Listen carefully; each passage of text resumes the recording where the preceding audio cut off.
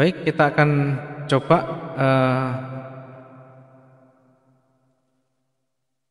menjelaskan bagaimana tahap-tahapannya, apa yang harus nanti dikuasai. Yang pertama yang wajib dikuasai adalah teknikal.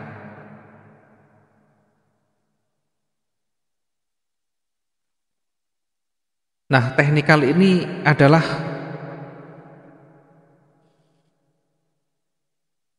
bagaimana cara membaca candle, bagaimana cara membaca market dari chart yang terbentuk, dari price actionnya seperti apa. Nah, teknikal ini kalau kita jabarkan apa nanti yang harus dikuasai. Yang pertama adalah pola candle.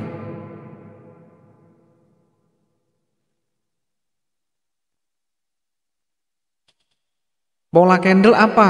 Pola candle itu ada pola penerusan, ada pola pembalikan. Ada netral, ada pola penerusan, ada pola pembalikan. Ya, apakah nanti market itu akan berlanjut naik atau bahkan sebaliknya? Apakah dia mau berbalik atau reversal? Nah, untuk bisa mengenali arah market dia akan mau berbalik atau mau berlanjut, tentu harus menguasai yang namanya pola candle. Memang tidak semua pola candle itu 100% akurat, tetapi minimal dengan kita menguasai pola candle ada gambaran awal market ini mau kemana nanti. Ya, walaupun nanti membutuhkan aspek lain, aspek pendukung, tetapi ketika kita sudah menangkap sinyal awal, maka kita tinggal mengumpulkan sinyal konfirmasinya.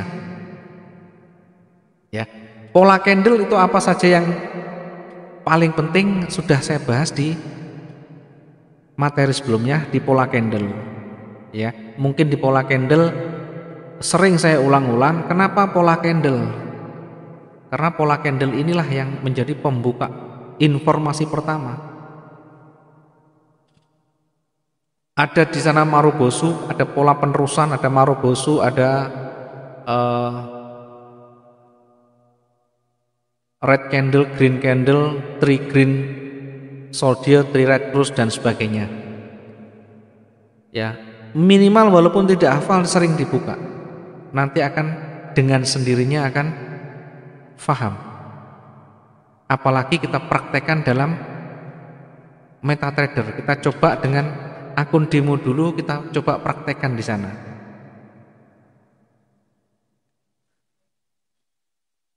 Kemudian setelah kita memahami namanya pola candle, maka wajib kita juga menguasai yang namanya chart pattern.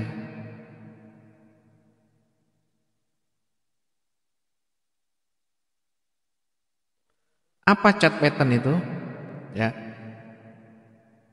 Chart pattern itu gabungan dari beberapa candle yang membentuk satu pola. Apa saja chart pattern di sana? Banyak sekali, ada double top, ada triple top, ada triple bottom, double bottom. Kemudian ada apa namanya itu? Ada namanya bullish flag.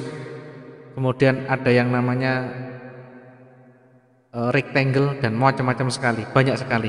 Sudah saya bahas, nanti kita dalam perjalanan pembelajaran kita ulas-ulas lagi sambil kita praktek di MetaTradernya, biar nanti tidak hanya teori tetapi betul-betul bisa membaca secara realnya. Kemudian setelah kita menguasai pola candle, kita menguasai chart pattern, apalagi yang nanti harus kita kuasai? Ya, tentu di sana harus tahu yang namanya tren.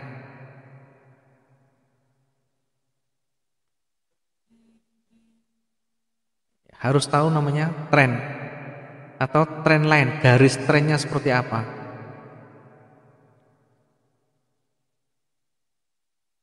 Ya, walaupun pada kenyataannya tren biasanya saya taruh di paling atas, karena tren itu ibaratnya kekuatan besarnya. Market itu kemana arahnya, kekuatan angin yang paling besar di mana, itulah tren. Sehingga ketika kita open posisi tidak melawan tren. Ya, tren itu ibaratnya dia pemain besar, big player, bank-bank besar atau spekulan besar, di mana mereka menggunakan modal besar. Ya, kalau trader-trader kecil kita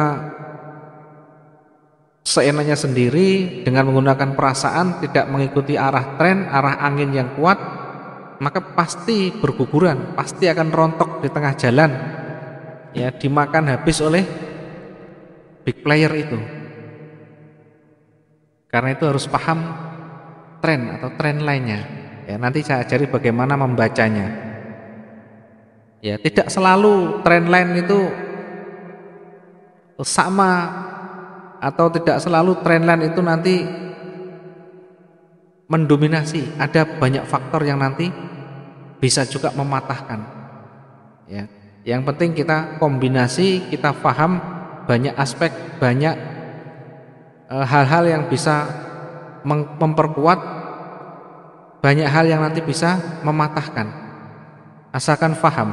Karena itu kalau kita betul-betul nanti memahami teknik yang kita berikan, betul-betul mengikuti track yang kita sudah gariskan, saya jamin tidak bakalan MC. Profit iya pasti, asalkan mengikuti. Ya, berikutnya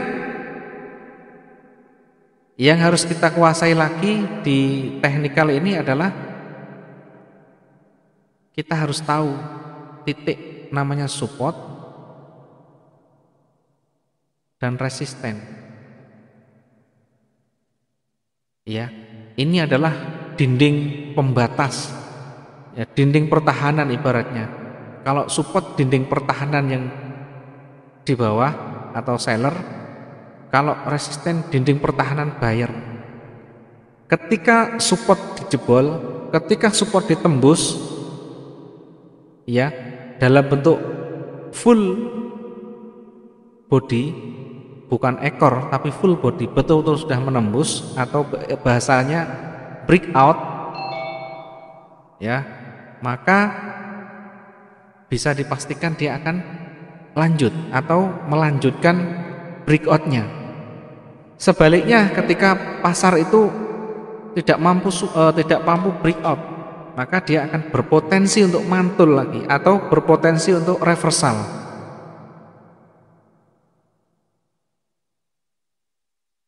Ya, karena itu wajib hukumnya seorang trader memahami di mana titik support dan di mana titik resisten. Tidak perlu yang rumit, tidak perlu menghitung menggunakan matematika.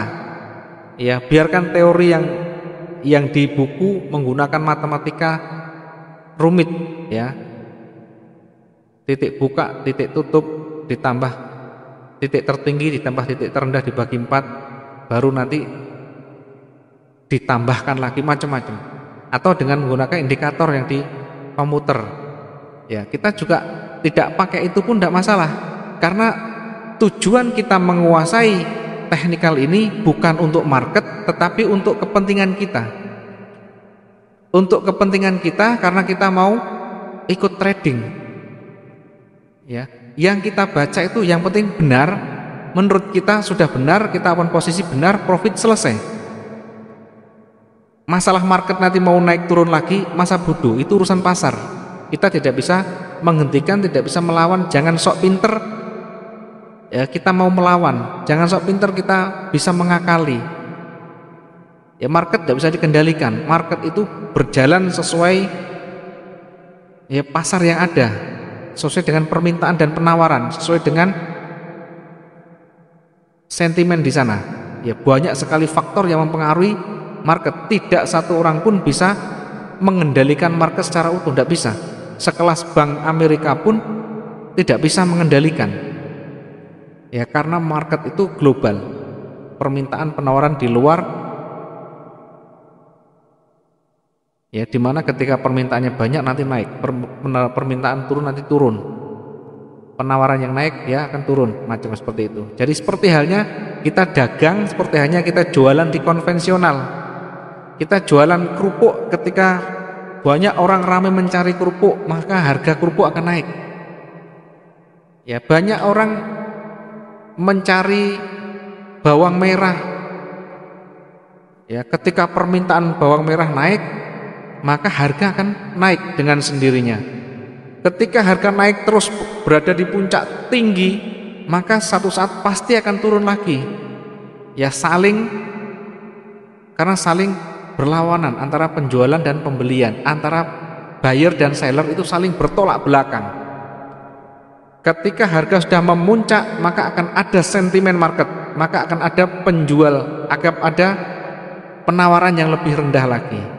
Contoh jualan bawang merah, ketika harga sudah mencapai angka tertinggi, misalkan sampai 100.000 misal, maka nanti akan ada pedagang yang menjual lebih rendah untuk memikat, untuk mencari market.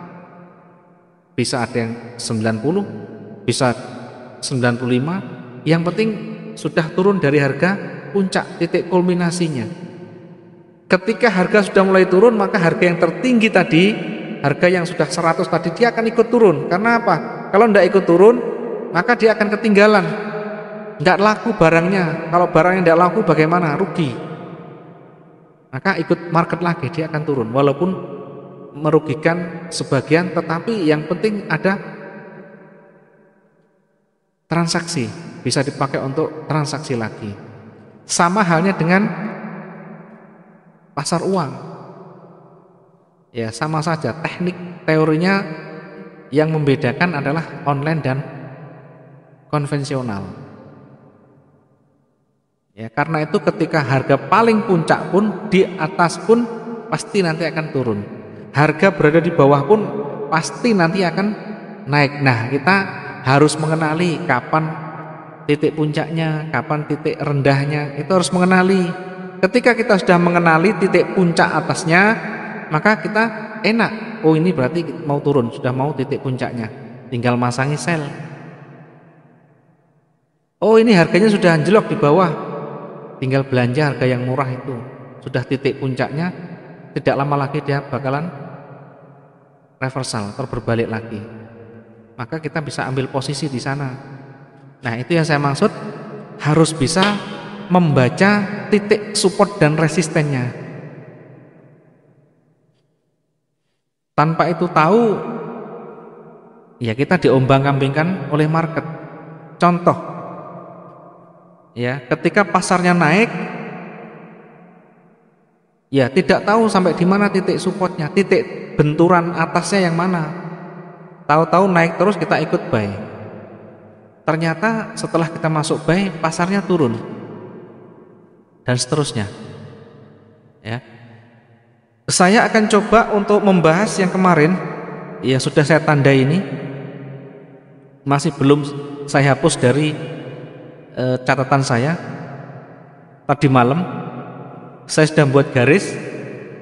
Yang pertama ini garis resisten, kemudian yang bawah garis support. Kenapa kok bisa pas di sana? Padahal saya tidak menghitung sama sekali. Saya tidak menggunakan matematika, hitung-hitungan rumus, tidak pakai. Saya hanya pakai logika dengan kasat mata saja. Bagaimana saya bisa menentukan titik resisten di sana? Kemudian dia begitu naik, berada di titik resisten, dia kembali. Dia betul-betul turun.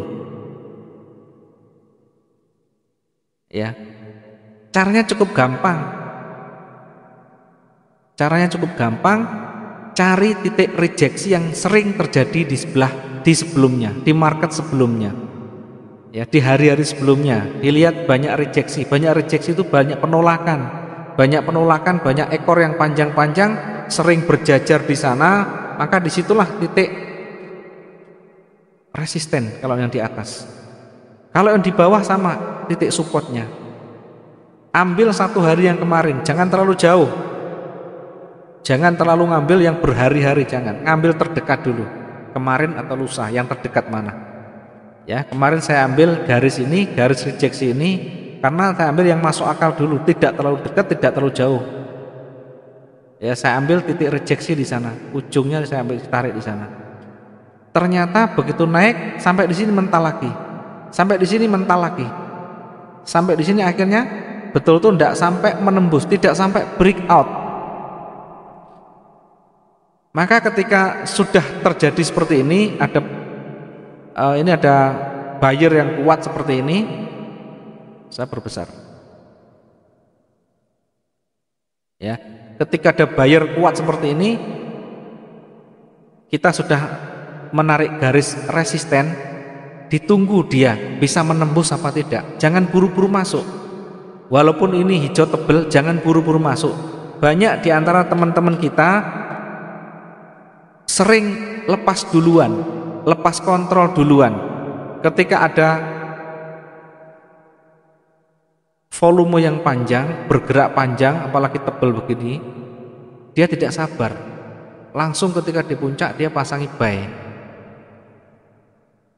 Ya, padahal sudah diingatkan berkali-kali di sana, hati-hati titik support dan resisten. Ketika sudah mendekati titik resisten, tunggu sampai selesai. Yang hijau tidak mampu menembus, tidak mampu breakout. Kemudian ditunggu berikutnya. Ya, ini kalau kita membaca candle yang ini adalah candle green candle. Kalau secara teori ini adalah pola penerusan. Ya, tapi jangan ditelan mentah-mentah, karena itu pola candle tidak bisa berdiri sendiri. Pola candle itu adalah sinyal awal yang membutuhkan konfirmasi lebih lanjut lagi. Kalau kita hanya telan mentah-mentah pola candle penerusan, ini adalah red candle, ini adalah marobosu, berarti penerusan mau naik. Ya, kalau seperti itu hancur, kacau nanti. Itu namanya memandang dari satu sisi, sementara banyak sisi yang berpotensi. Ya, karena itu ditunggu dulu, apalagi sudah naik, sudah tinggi. Ingat, ada namanya ring di sana, ada ring harian. Ya, yang tadi mungkin saya jelaskan, ya, belum sampai di ring harian, masih di support dan resisten.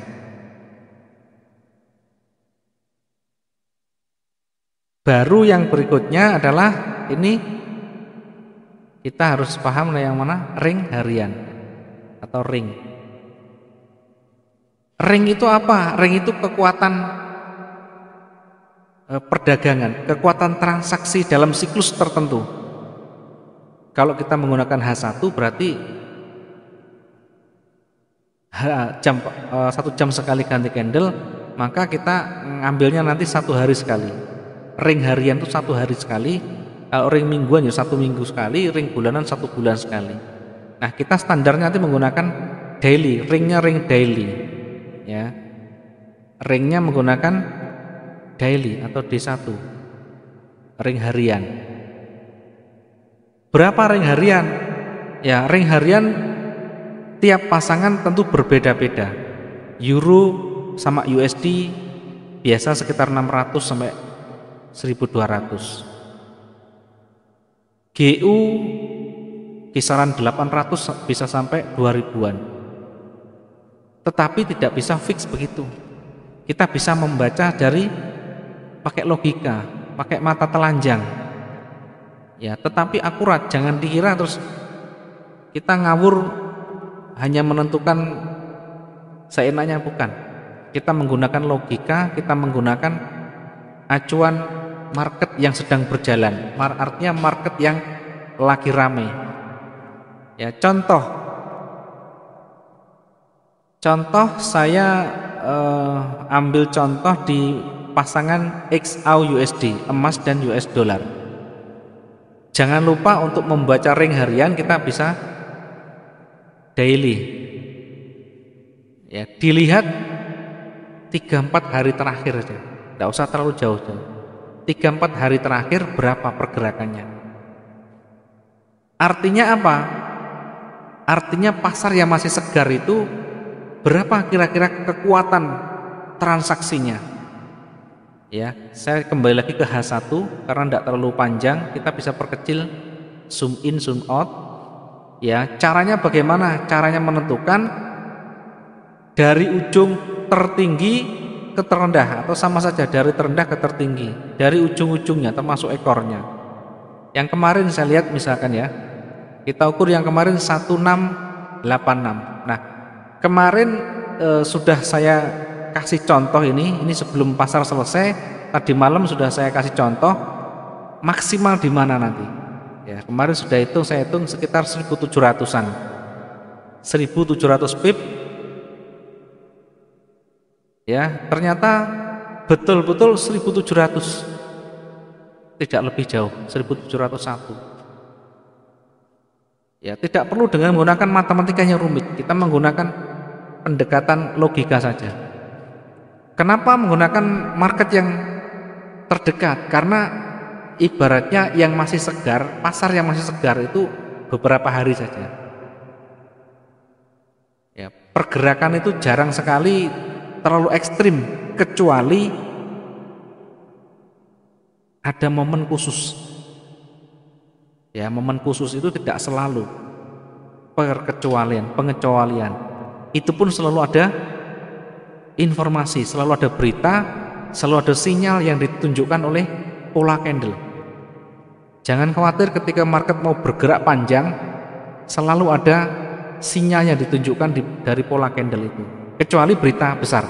Kalau berita besar tidak bisa, karena dalam hitungan detik pun bisa langsung bergerak sangat cepat sekali. Saya ambil contoh, kita membahas yang kemarin karena hari ini belum selesai. Hari ini candlenya masih bergerak. Saya standar menggunakan H1. Jadi kalau bisa jangan menggunakan time frame di bawah H1 karena terlalu banyak noise, terlalu banyak pergantian candle yang mengaburkan analisa. Ya, tetapi ketika jenengan lebih cocok dengan scalpingan dengan menggunakan M15, M5 ya terserah. Semuanya kembali ke masing-masing trader. Kira-kira saya cocok yang mana? Ya, jadilah diri sendiri, jangan menjadi orang lain. Kalau cocok dengan M1 monggo silahkan kerjakan. Ya, pola candle membacanya sama. Teknik membaca sama, membaca garis sama. Tetapi saran saya lebih baik menggunakan minimal H1, D1.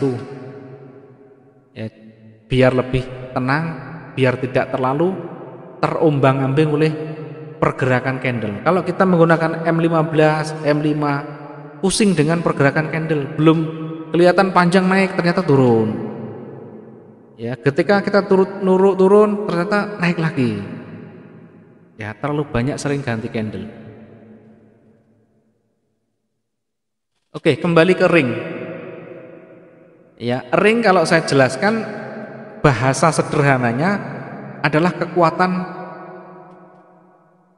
transaksi, kekuatan perdagangan. Kalau saya contohkan satu pasar besar yang ada di Jakarta, misalkan pasar Tanah Abang, di dalam satu hari pergerakan atau transaksi jual beli mereka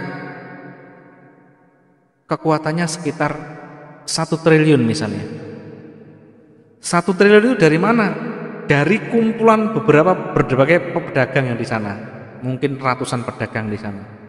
Satu pedagang ada yang dalam satu hari transaksinya 50 juta. Ada yang transaksinya 500 juta.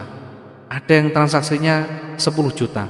Nah, dari berbagai pedagang ya, itu terkumpul kekuatan satu hari 1 triliun misalnya.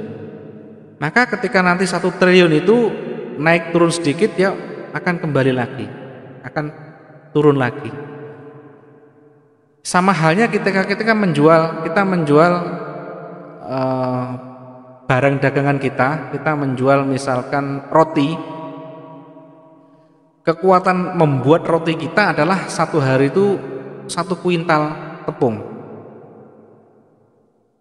Hari-hari ketika kita di pasar jualan itu 1 kuintal habis. Besok ketika kita naikkan jadi 1,5 kintal, ternyata tidak mampu, tidak habis. Ya, kemampuannya 1 kintal lebih sedikit. Artinya siklus perputaran perdagangan dari saya itu 1 kuintal itu nilainya berapa? Kalau misalkan kalau dirupiahkan sekitar 50 juta misalnya. Maka pedagang-pedagang lain juga dengan metode yang sama. Jualan mereka itu maksimal berapa? Kemudian masing-masing pedagang juga punya market, punya waktu tertentu yang ramai dan sepi.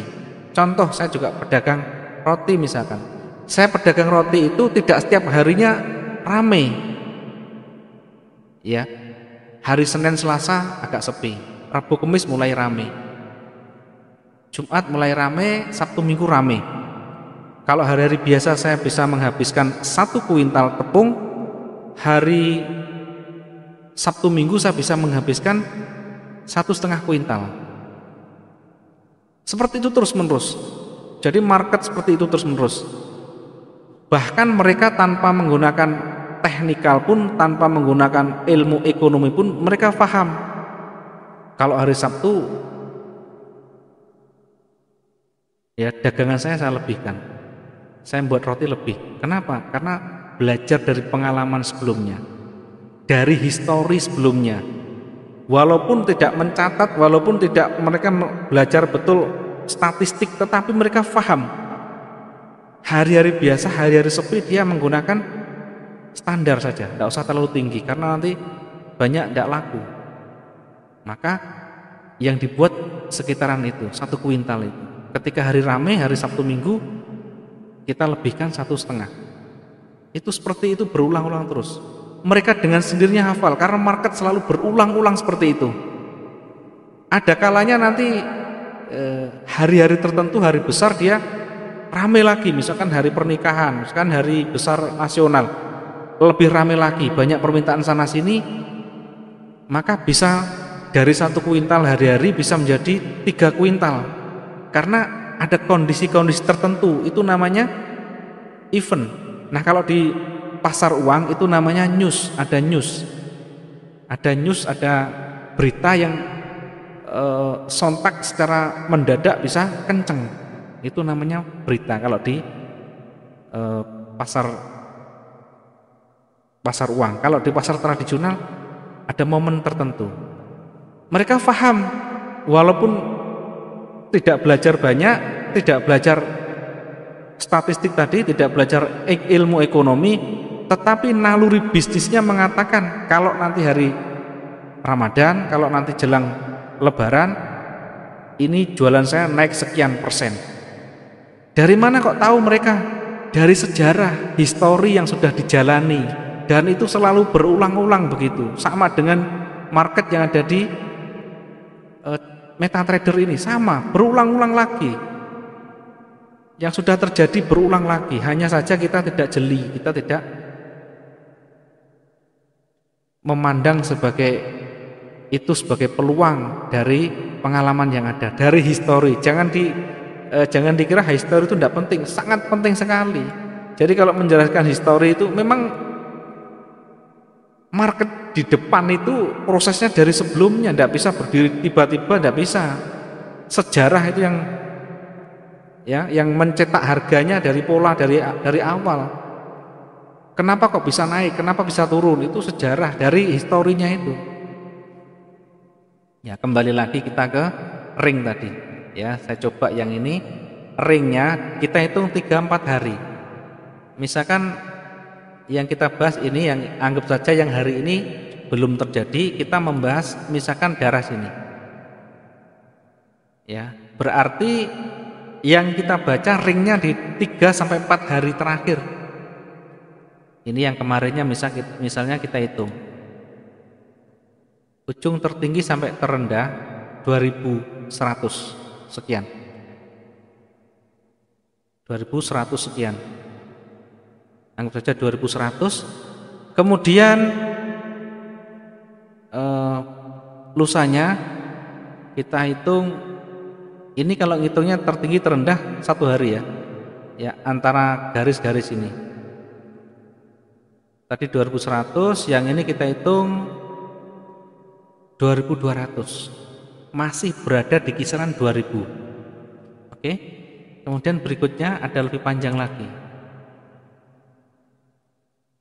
Sampai 4000. Kemudian di hari 4 hari sebelumnya kita hitung 2500-an. Ya. Dari sekian ini yang terdekat di 2 hari terakhir ini hampir seimbang 2100. 2100, 2200. Maka ring harian yang akan berlaku di hari yang berjalan, misalkan hari berjalan itu yang saya highlight ini warna kuning ini, dia tidak akan jauh dari hari sebelumnya 2100, 2100. Maka ringnya sekitaran 2000-an, sekitaran 2100, 2200 itu. Ya, karena itu kita bisa ukur. Ya, kita bisa ukur kalau kita menggunakan ring 2200. Nah, kita tentukan support dan resistennya. Di sini ada titik ekor paling panjang. Kemudian ini ekor ini tidak bisa menembus lagi yang sebelumnya. Kembalinya ekor-ekor seperti ini, bertumbuhnya ekor-ekor seperti ini, inilah yang menjadi titik support kalau di bawah. Maka saya buat tanda ini, kuning ini yang kemarin lusa itu. Ya, saya kasih tanda ini. Kemudian dari titik support ini kita tentukan lagi titik resisten. Ya, diambil yang 1 hari sebelumnya yang resistennya kalau sudah cukup. Ini supportnya, resistennya cari yang ujung tertinggi yang banyak ekornya. Ya, kenapa tidak di sini? Ya cari lagi agak lebih tinggi lagi. Di sini titik ekor ya ini sampai naik tidak mampu, ini juga naik tidak mampu, berarti di daerah inilah titik resisten pertama yang terdekat dulu.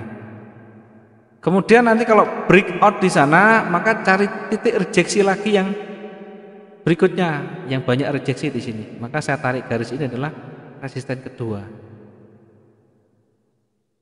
Ini resisten pertama, support. Ya, kemudian dilihat perkembangan marketnya. Ternyata dari awal sudah mulai hijau. Oke, saya perbesar dulu. Ini saya hapus dulu yang warnanya oranye ini, yang warnanya kuning ini biar tidak mengganggu.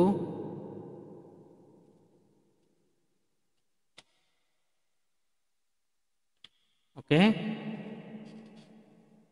Nah, dari awal kita lihat dia arahnya naik, mencoba naik. Sementara 2 hari terakhir trennya turun. Dia mencoba untuk naik. Jangan lupa karena kita sudah punya titik resisten, dilihat kalaupun dia naik sejauh mana naiknya. Ya. Ketika nanti misalkan ini hijau tapi masih benturan di sana, kembali lagi, biarkan saja. Kita tidak bisa menggunakan ini sebagai sinyal naik, tidak bisa, belum bisa. Ya, karena dekat dengan titik resisten. Di titik resisten dia kembali. Berikutnya, candle berikutnya turun panjang, tidak mampu, tidak mempan. Artinya jangankan di titik support yang bawah, di rejeksi yang di sini saja tidak mampu. Ya, di sini saja ini ada rejeksi ini, tidak mampu. Balik lagi ke atas. Sampai di atas ternyata juga tidak mampu melakukan breakout, tidak mampu menembus titik resistennya, dan berakhir dengan pas daerah resisten sini. Belum bisa dikatakan kuat juga, kita turun juga belum yakin, naik juga belum yakin, karena persis berada di resisten. Harus menunggu betul-betul sinyal penguatan lagi, apakah dia breakout sekalian atau turun. Kalau breakout sekalian, hijau terbentuk volume hijau langsung di atas, maka bisa ambil posisi buy di sana. Sebaliknya ketika tidak mampu melakukan breakout, ya, ditunggu candle ini selesai. Ini naik, mencoba untuk naik awalnya, tapi hanya ekornya, dia tidak mampu, gagal namanya. Akhirnya berakhir dengan merah. Ini adalah sinyal bahwa disitulah titik reversalnya. Ya, ini sudah menunjukkan kekuatan merah. Ini sebelum hijau, teman-teman, ini sebelum hijau, ini turun dulu awalnya. Sampai di sini karena tidak mampu dia ditolak oleh buyer. Kenapa warnanya hijau? Karena tutupannya lebih tinggi dari titik bukanya, maka berwarna hijau walaupun tadi pernah merah. Nah, ini kalau kita berbicara teori selalu ketemu ini yang namanya hanging man. Di pola candle itu ada pola hanging man, berada di ujung tren naik, ada hanging man, maka disitulah sinyal awal dia mau berbalik. Satu, sinyal pertama ada hanging man. Sinyal kedua, yang pertama titik resisten tidak bisa ditembus, di daerah resisten dia kembali. Itu sinyal pertama. Yang kedua, ada hanging man yang memperkuat akan adanya reversal. Yang ketiga, kita menunggu sinyal berikutnya, ini candle setelahnya ini harus betul-betul menguatkan sinyal sell. Ternyata betul-betul memperkuat sinyal sell. Ini terbukti dengan naik sebentar kemudian ditolak, ditutup dengan volume yang tebal di bawah, tidak ada rejeksi, tidak ada perlawanan, ditutup tebal dengan warna merah. Ini memperkuat posisi reversal. Maka kita ambil posisinya, ambil open posisinya di candle berikutnya. Setelah terbentuk di sini kita baru ambil posisi sell. Ya. Jangan lupa tetap menggunakan manajemen risiko. Nanti saya ajari manajemen risikonya. Kemudian berapa nanti resikonya kalau nanti balik ke atas bagaimana? Nah, itu selalu ada manajemen risikonya. Ya, kalau jangan tidak tahu manajemen risikonya, ketika berbalik ya dipendelengi terus. Karena tidak tahu kapan keluarnya, di titik mana kita exitnya. Itu namanya tidak tahu manajemen risikonya. Ya, nanti selalu ada manajemen risiko, ada namanya sistem recovery. Apapun kondisinya tetap kita menggunakan keamanan. Artinya menggunakan sabuk pengamanan, walaupun nanti berbalik pun tidak mungkin bisa habis karena nanti ada pertahanan, ada keamanan. Seperti apa nanti?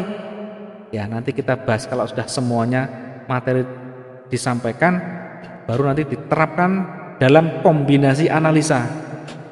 Ya, sekarang baru masuk di teknikal dulu. Ya, ini kalau kita masuk di sini, walaupun saya tidak tahu, biasa begini saya menyampaikan ke teman-teman di grup sudah biasa saya. Bahkan saya sendiri kalau transaksi saya upload sudah di sana.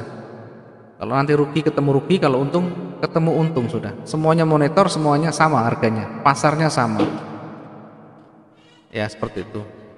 Kemudian ketika turun, jangan lupa jangan terus-terusan nanti turun. Belum tentu walaupun merah terus-terusan turun ini. Ya, seperti saya sampaikan, ada titik support di sana. Karena supportnya terlalu jauh, maka lihat rejeksi yang terdekat ini dikasih garis. Ya, ketika ini turun, lihat nembus garis apa enggak. Ternyata begitu di sini dia mantul. Artinya apa? Artinya ini adalah support terdekat memang ya. Support terdekat karena daerah-daerah sini adalah mantul, maka berpeluang untuk berbalik arah. Begitu ganti candle ini terbentuk namanya pola. Ya, ketika di tren turun terbentuk pola seperti ini. Kalau kita membaca teori pola candle, ini adalah hammer. Bisa hammer, bisa doji, ya. Karena tutupannya terlalu kecil, agak dekat-dekat. Kalau doji itu tutupan titik buka dan tutup sama atau hampir sama. Ya, kalaupun misalkan terlalu besar kita menggunakan hammer. berada di ujung tren turun, kemudian ada hammer di sana. Ini adalah sinyal, indikasi sinyal awal mau berbalik atau reversal. Nah, itu pentingnya kita menguasai pola candle, karena selalu nanti muncul di sana ketika dia mau naik, ketika mau berbalik, ketika mau lanjut, selalu ada sinyal yang muncul di sana. Nah, sinyal itu tinggal kita mencari penguatan. Berikutnya setelah ganti candle, ini ada muncul lagi, dia turun, tetapi diingat, dia tidak sampai menyentuh titik support yang kita buat yang terdekat ini lagi. Artinya ketika ya ditutup dengan posisi seperti ini, maka ini akan memperkuat sinyal reversal. Berarti minimal 3 penguatan. Yang pertama, kita tentukan support terdekat tidak mampu. Yang kedua, ada pola doji atau hammer. Yang ketiga, memperkuat lagi. Ya, hammernya memperkuat lagi. Maka setelah kita punya 3 konfirmasi yang memperkuat analisa naik, maka di candle berikutnya kita bisa ambil posisi buy di sana.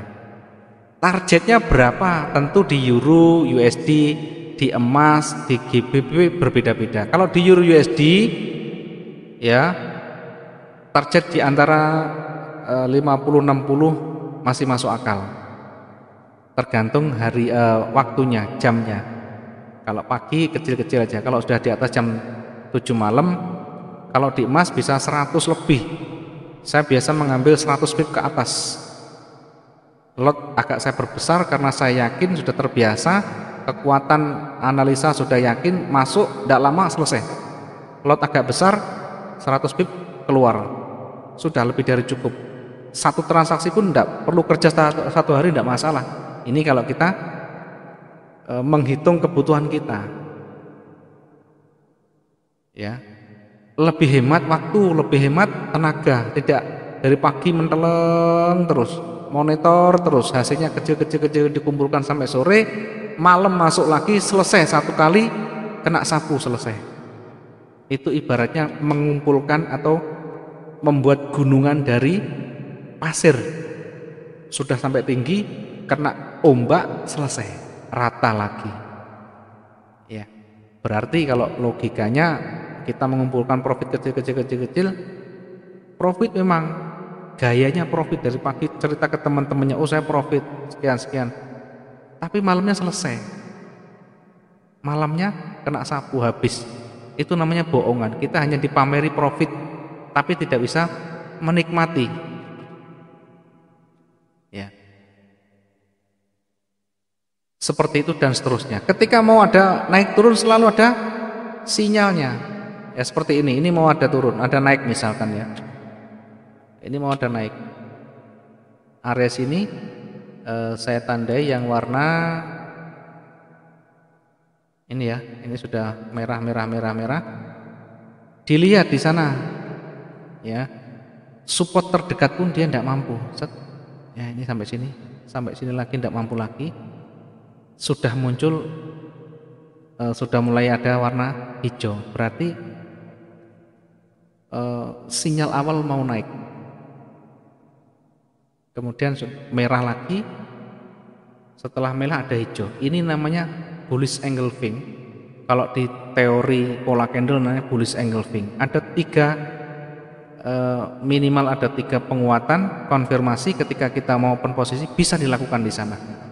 1 tidak bisa menembus ini, kemudian ada pola hammer, kemudian ada bullish engulfing 3. Maka yang berikutnya ambil posisi di sini buy. Gitu caranya. Berikutnya saya akan coba untuk melanjutkan di tekniknya tadi. Ya, setelah kita membaca ring, tahu ring harian.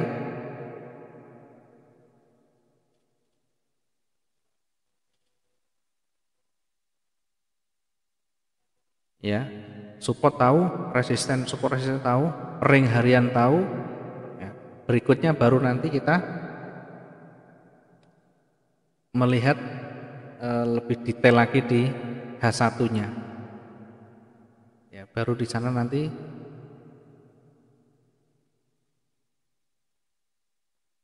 kita ambil posisi atau open posisi setelah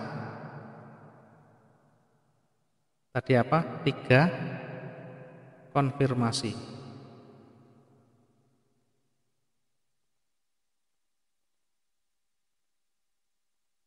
Setelah 3 konfirmasi baru kita ambil posisi. Apakah itu breakout, apakah itu reversal? Ya minimal punya 3 alasan.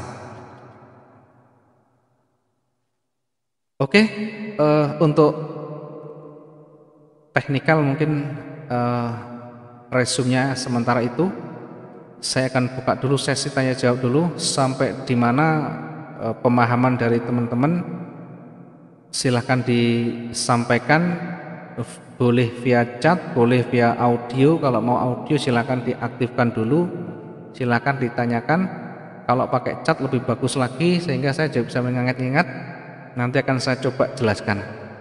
Monggo sementara saya buka sesi tanya jawab dulu. Yang mau bertanya monggo, biar nanti ada feedback umpan baliknya. Yang saya sampaikan itu kira-kira bisa nyentuh apa enggak, atau masih jauh, atau masih bingung, atau sama sekali tidak nyantuh sama sekali. Monggo silakan disampaikan biar saya juga paham, biar saya juga tahu, oh ternyata yang saya sampaikan itu tidak bisa diterima, atau yang saya sampaikan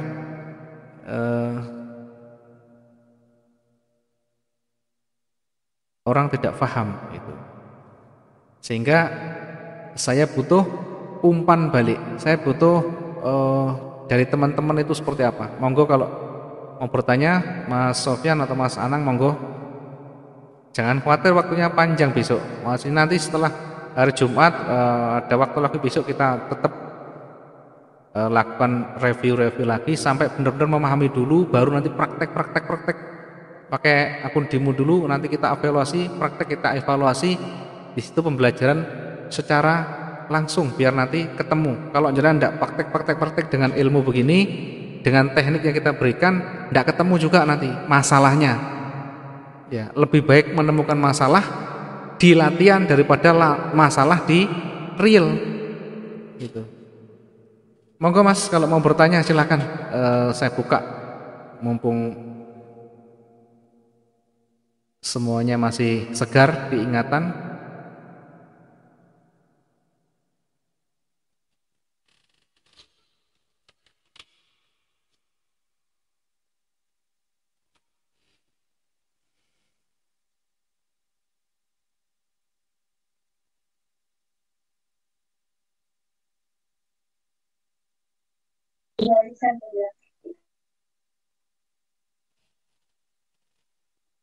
Monggo kalau mau tanya, atau misalkan nanti masih bingung mau pertanyaannya, nggih, silakan Mas. Iya Mas, cukup Mas. Oke, baik. Nanti kalau ada pertanyaan di jalan sampaikan di WA, enggak apa-apa Pak. Sampai lagi kerja Mas. Oh iya, oke. Baik. Dari Mas Sofyan, cara menentukan target profit bagaimana? Oke, saya jawab. Cara menentukan target profit. Ya, cara menentukan target profit tergantung dengan tradernya model seperti apa. Kalau model sniperan itu target profit kita sendiri yang mengira-ngira. Ya, kira-kira seperti apa? Kalau saya melihat kondisi lapangan, kondisi marketnya itu seperti apa. Kalau marketnya masih kuat, saya tunggu.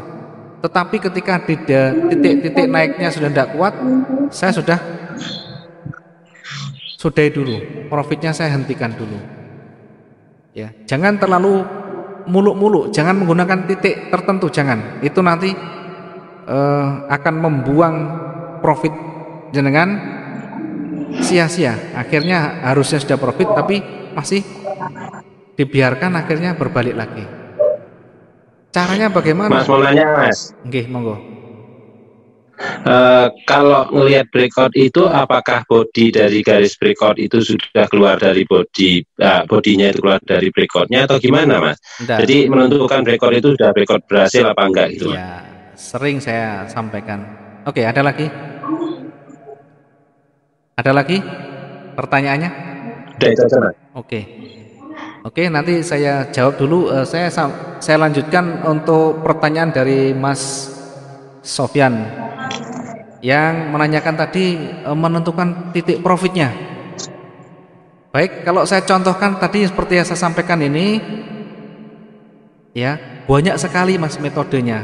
Contoh begini, kalau saya tadi menggunakan ini ada penguatan tadi, ini sudah merah, saya ambil posisi di sini, maka target saya minimal kalau ada ekor panjang 2/3-nya dari sana. Artinya saya ambil 1/3 dari ekornya. Itu pun tergantung kondisi. Ini ya berarti 1/3 saya di sini. Ya 2/3 dari atas, 1/3 dari bawah. Ya cuma segini Mas. Loh, kok cuma kecil? Ya memang saya pengennya satu candle itu selesai. Saya tidak pusing. Satu masuk, satu candle selesai, saya tidak pusing lagi. Cara bisa kemana-mana, saya bisa kerja lain, saya bisa aktivitas lain, tetapi saya bisa profit sudah. Ini sudah profit. Kalau saya ambil di sini ada 200 poin, 200 pip berarti sekitar 100 sekian. Kalau saya menggunakan lot 0,25 saja, ya 0,25 saja, misalkan ya 0,25,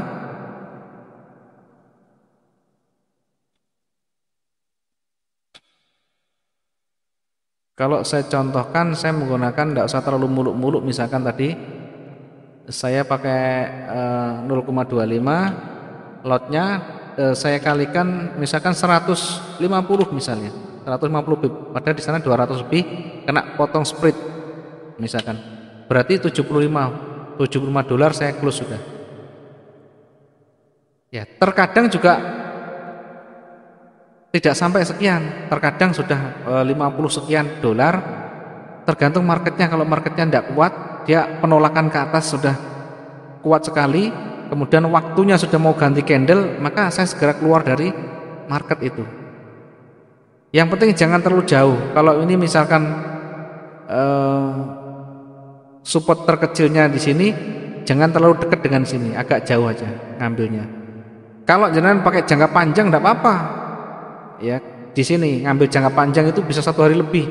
Kalau metode saya tidak mau, bahkan tidak mau sampai bermalam, saya tidak mau sampai overnight, besok tidak mau, hari ini kalau bisa selesai. Maka kalau saya sampaikan ke teman-teman di grup itu, tidak lama, paling lama 3 jam saya harus exit. Tetapi kebanyakan satu candle itu saya exit sudah.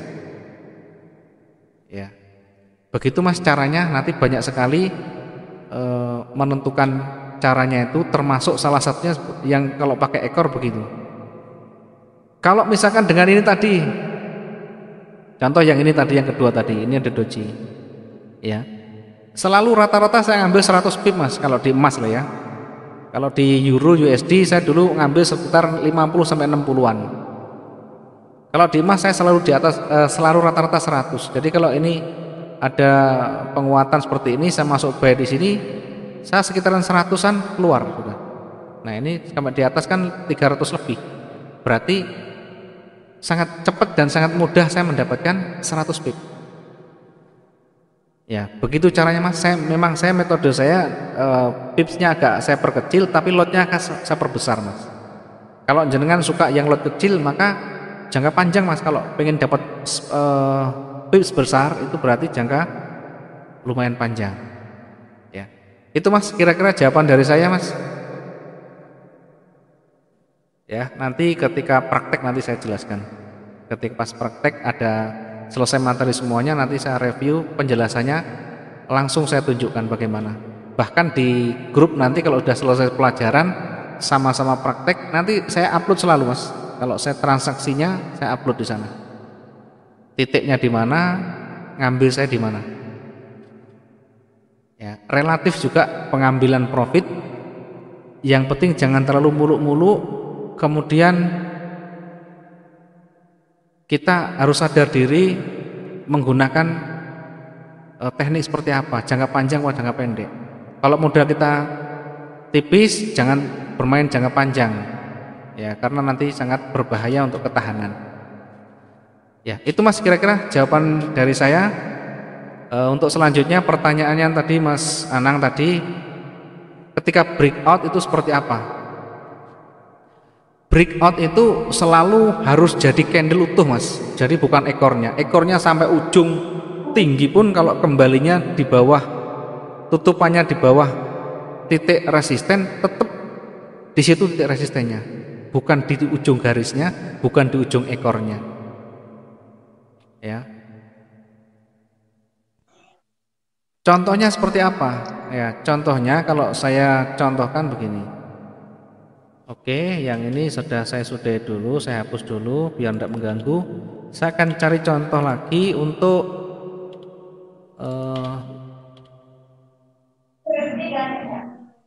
menentukan breakout-nya. Baik, ini ya. Misalkan ini ada panjang-panjang ini. Kita tentukan dulu. Apa yang maksudnya? Ini titik resisten, ini titik supportnya. Bicara sini. Kenapa di sini? Karena banyak rejeksi. Saya tampil di sini. Kemudian titik support resistennya di atas, saya ambil yang rejeksi ini, yang banyak rejeksi di sini. Maka ketika nanti ini marketnya turun dalam bentuk body, full body, jadi candle, selesai, dan bodinya menembus lebih dari titik supportnya, maka di situ berpotensi lanjut turun. Sebaliknya, walaupun ekornya panjang, tetapi kembali laginya di sini, ya, kembali tutupnya di dalam lagi, maka itu belum termasuk breakout. Nah, breakoutnya seperti ini. Ini naik, ini tembus sudah. Nah, kalau kecil begini kita tunggu lagi sebenarnya satu candle lagi, kalau misalkan candle kecil atau candle yang terbentuk lagi. Tetapi ketika kita melihat market yang besar seperti ini, kemudian ditembus lagi seperti ini, kita tunggu beberapa saat, jangan langsung. Kita tunggu, biarkan dia turun dulu sampai turunnya tidak kuat. Begitu turun tidak kuat, kemudian dia mulai warna hijau, jangan lupa dilihat waktunya juga. Waktu pergerakannya sudah berapa menit. Kalau sudah di atas 40 atau 30 lebih sudah, dan ini bergeraknya tebal, maka di situ boleh masuk buy. Atau kalau misalkan ragu, tunggu sekalian selesai dulu satu candle. Di sini selesai satu candle, baru masuknya di sini. Lah kan dapatnya sedikit. Yang penting yang kita inginkan adalah profit, ya. Bukan dapat sedikit, tapi profitnya. Berapa profitnya? Sekali lagi kalau di Euro USD paling sekitar 50-60-an. Ya, kalau pas rame, pasarnya panjang bisa sampai 80-100. Kalau di emas 100 cepat sekali. 100 pip itu cepat sekali. Kalau saya hitung di sini, kita kalau ngambil cuma 100 pip sangat terpenuhi. Ini bahkan ada 400 lebih. Berarti sebelum naik ke atas sudah close duluan. Saya sudah close duluan. Saya tidak pernah pakai stop loss, tidak pernah pakai take profit, teman-teman. Kalau teman-teman pakai silahkan, tidak apa-apa, untuk melindungi karena belum terbiasa di sana. Ya, kalau saya lepas, tetapi saya punya pertahanan sendiri. Nanti bagaimana caranya saya tunjukkan nanti. Karena tujuan kita bukan stop loss, tujuan kita trading itu adalah profit. Ya, tetapi kita harus tahu titik mana tingginya, titik mana rendahnya, kapan market itu bakal balik, kapan market itu bakal lanjut. Yang penting tahu aja. Kemudian tahu berita ini berbahaya apa enggak. Nanti juga saya jelaskan nanti mana berita yang berbahaya, mana berita yang besar. Ya, seperti itu. Kalau sudah close profit, jangan masuk lagi, tunggu sampai selesai dulu. Sampai selesai candle itu, baru selesai candle terbentuk. Nah, kita baca lagi, ada apa lagi, ada pola apa lagi di sana.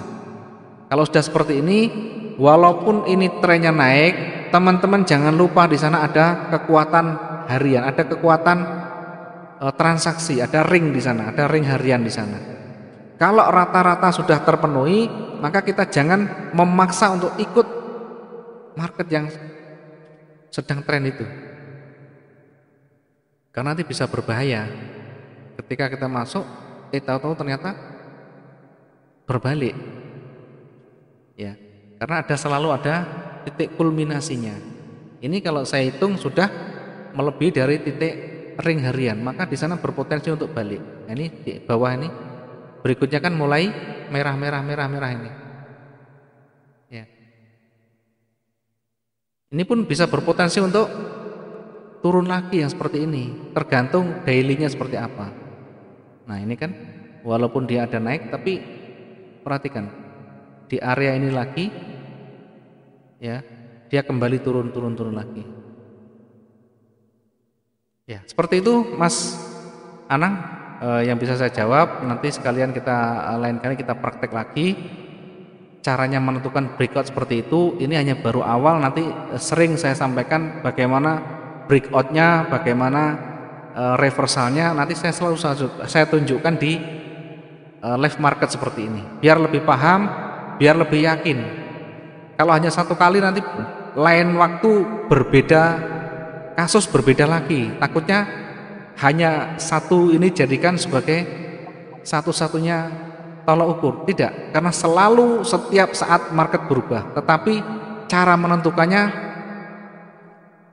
polanya sama, metodenya sama, menentukan titik support, menentukan titik resisten, ya sama seperti itu. Menentukan titik ring harian juga sama. Itu kira-kira Mas Anang, mungkin ada pertanyaan lagi? Oke Mas, cukup Mas. Oke.